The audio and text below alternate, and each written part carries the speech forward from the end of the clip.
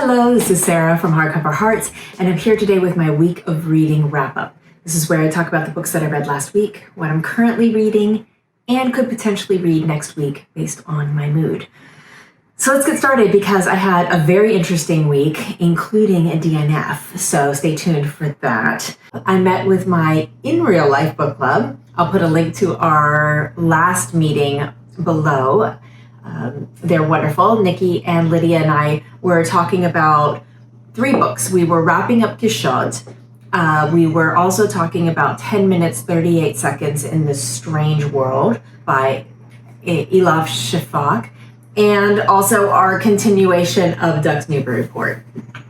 So we had a really great discussion about 10 minutes, because we all agreed that Quichotte, Nikki dumped it, I stayed with it, Lydia stayed with it, but we all wish we dumped it because it was just a lot of fluff. There just wasn't a lot to hold on to. It just got wackier and weirder.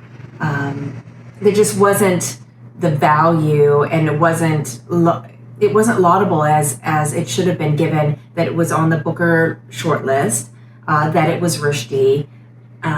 It was a continuation of the things that we said, which was a whimsical, wacky caper with some contemporary American criticism thrown in, but not anything to write home about. I think we all felt that the framework of trying to come up with a modern Don Quixote was really the only thing really holding any of it together, and the rest was just a list of grievances and things noticed about contemporary American society. But it didn't have. There was no heart. There was no real interesting insights. It was just a road trip adventure with this guy who's insane, and didn't really offer anything to the table. And we were really surprised that it showed up on the short list over some other books that we think probably should have been there instead. On the flip side, 10 minutes 38 seconds in the Strange World should have been a book that we were all biased toward. We all walked in thinking we were going to enjoy it, because we're all feminists and we want to hear the story of marginalized people. None of us have read a lot set in Turkey. We all know about Elif Shafak's challenges and the fact that Erdogan of Turkey is really coming after her hard and threatening her. And so the pump was primed for us to really enjoy that book. And it just really fell apart. And we came back, just like with Quichotte, it really comes to the structure. The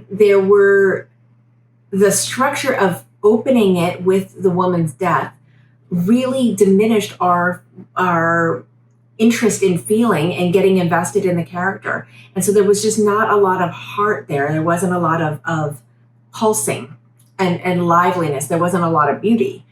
And it did seem at a lot of times that there were the characters kind of checked off all of the maybe subculture or marginalized or just people on the outside. And as we were talking it through, I said it's almost like the Turkish version of Geek Love.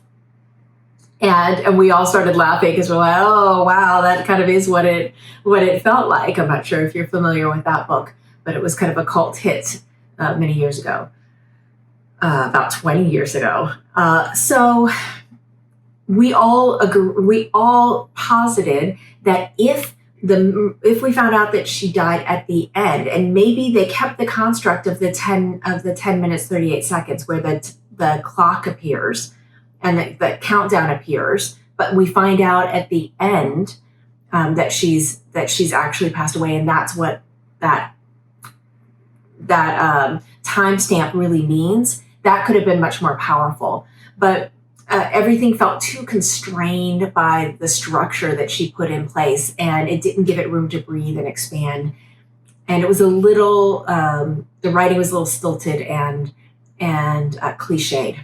So we were bummed. We were bummed, but we're very happy that that book appears in the world.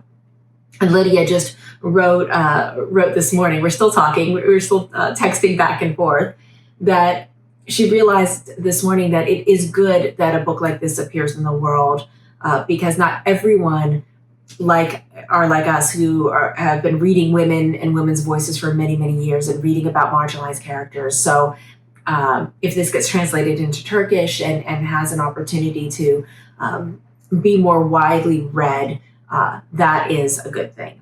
And so we also thought that we were maybe unfairly rating it based on the fact that it was among the shortlist. So, and I think this is the same thing I felt for An American Marriage. It was a fine book. I thought some of it was outlandish and didn't make a lot of sense to me, but it was okay. It was okay, but it wasn't an award-winning book, in my humble opinion. And I think the same. I think the same holds true with this one.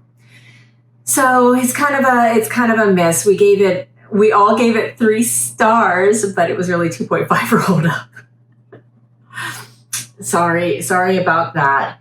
My next book that I finished was an audiobook, and I really enjoyed it. Coming off of reading about artists and reading Ways of Seeing by John Berger, I read A Month in Siena, and this is by Hisham Matar. This is a nonfiction book about a man who decides that he wants to spend time in Siena because he found and has fallen in love with an art, kind of a period of artistry and artists that formed a clique that were from Siena. And he really wanted to spend more time there and kind of experience it. And having been in Siena a year and a half ago, almost 2 years ago, I really wanted to go back. I really wanted this opportunity to kind of be immersed in that environment because I do love travel writing. And to me, this is kind of like art plus travel plus introspection. It's kind of like my jam. I really loved it. I thought it was beautifully written. And you see that this man is really, he feels like he needs to go there. And what he's really doing is he's dealing with grief. And he's trying to kind of ground himself in something. And he meets some people and he has like really great interactions. One of my favorite scenes is he's sitting in the piazza, I think they call it. It's kind of the main center of the town where they do the horse races in the middle of the city center. And he's sitting there, and an old he is of Arab descent, and an older Arab man is there, or a younger Arab man is there, and they start talking, and he gets introduced to the boy's father, and they call each other cousin, and there's a lovely interplay of this idea that we are connected even though we don't know each other. And at times like this where the world feels really harsh, that was a beautiful reminder that you could travel all the way across the world to another country and still find people who are like you and who feel like you and will take care of you and support you and take you in. And I thought that was really beautiful.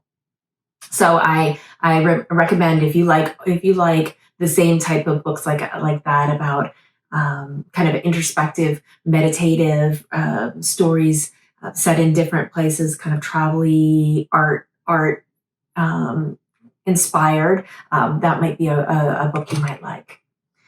And now for my DNF.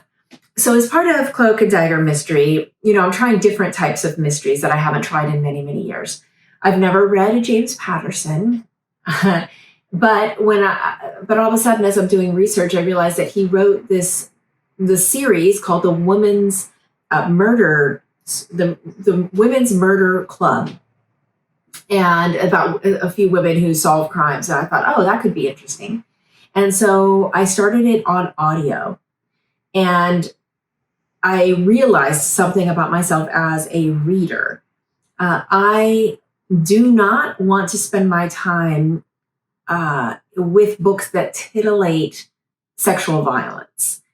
And the story opens with a couple on their honeymoon. They literally just left their banquet. They're going upstairs to their honeymoon suite. She goes in to change, into the bathroom to change. He answers the door because ostensibly, it's a waiter coming in with champagne. And he gets murdered, and then the man attacks her when she comes out of the bathroom. So already I was a little jarred because the writing was just a little too sexy for a murder, and it really, it just really didn't sit well with me. Then you get introduced to the flips to the inspectors and the detectives that are going to be working this case, and we hear that backstory, which was very interesting, and I really liked that. And then it flips to another narrative, and in this narrative, it's the killer, and the killer is fantasizing, and we're just in that person's mind. And I thought, you know what? No, I don't have to do this. I can read what I want to read. And I think I think it was after reading this book, The Red Parts, Autobiography of a Trial by Maggie Nelson, that I started to think about sexual violence and violence as entertainment differently. It's always sat a little strange with me that our culture is so filled with it. But in reading this is Maggie Nelson, very, very interesting writer. This is different than some of her other books. This is the true story of her aunt who was murdered, and the trial. They found her murder, and the trial, and how the trial impacted her mother and her family, and what it felt like to be a participant, an unwilling participant in the circus that is a trial, and what something like this does to a family and generationally. Really great book, and it made me think differently about, as I said, violence as entertainment. So yeah, dumped that. No, thank you, James Patterson. We're done. But I switched over to a book that did really satisfy me and made me realize, like, oh, I don't have to dump the genre just because I'm not enjoying this specific narrative style. And the book was an audiobook, and it's The Mistletoe Murder and Other Stories by P.D.James. The first time I've heard P.D.James was I read a short story in Faber, little short story 90 series. And it was okay, but this is really clever. There are about 4 stories, and the setup is just so tight, and the writing is so precise. And it's not the titillation, it's more of the after of that and solving the crime, more as puzzle with something horrific at the center. So to me, that's more about the psychology of people, less than it is the bloodlust and inflaming those senses for violence, if that makes any sense. So I loved this. I absolutely loved it. I think I may have even given it 4 or 5 stars. So it was perfect, and I'm hoping to have my mother read it, or maybe even listen to it in audio for this Cloak and Dagger Christmas. And then I finished a book that was a 5-star read. This was a buddy read I did with Leo of A Little Book Life. And this is part of my Bert's list. Again, Bert knocked it out of the park. Amazing. I Loved You More by Tom Spanbauer. Okay, let me talk briefly about this book. Where to start? This is the story of a bisexual man who falls in love with a straight man and their relationship through decades. They meet as writers in a writing class and writing workshop, and and you really go deep into who Ben, our main protagonist, is. The writing is exquisite. It's so well done. It's visceral. It's physical. Very sensory. Like you feel your heart races. Your blood pressure goes up. It's that type of writing. And usually you get one or the other. You get really visceral writing, or you get really cerebral. Or really emotional. And this is able to pull all of those things and weave them together. This is very explicitly gay, which I loved. I don't think we hear enough own voices about gay experience and gay life and gay love in all of its forms. So it's an explicit book. It's a very adult book. I thought it was absolutely remarkable. I was so thrilled to buddy read it because I got to talk to someone about it as we were reading it. And so all of those moments of those emotional, parts or shocking parts, we got to really explore and talk through. This would be a fantastic buddy read. I Loved You More. Just phenomenal. Absolutely phenomenal. Okay, so that's what I read this week. What I'm currently in progress with, I'm a little behind on The Years by Annie Ernaux, still reading this. This is also a buddy read. And another thing about buddy reads is you see things differently. You are given an opportunity to readjust your lens as you're in progress, as opposed to at the end after you talk about a book. And then sometimes it's too late. And do you really want to go back and reread it with a different lens? But this allows you to kind of adjust and make those subtle shifts as you're reading, which I find so valuable. So really excited to get back into this weekend. Also reading The Topeka School as a buddy read by Ben Lerner.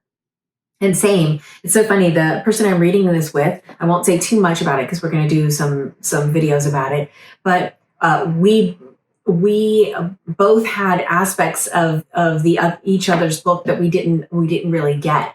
And so another reason why buddy reads are so great, because we were able to kind of deconstruct it. Whereas I think either of us would have dumped the other book for different reasons or the same reason, because of just not connecting, and having it unlocked through the conversation was just brilliant. So finding them both very interesting.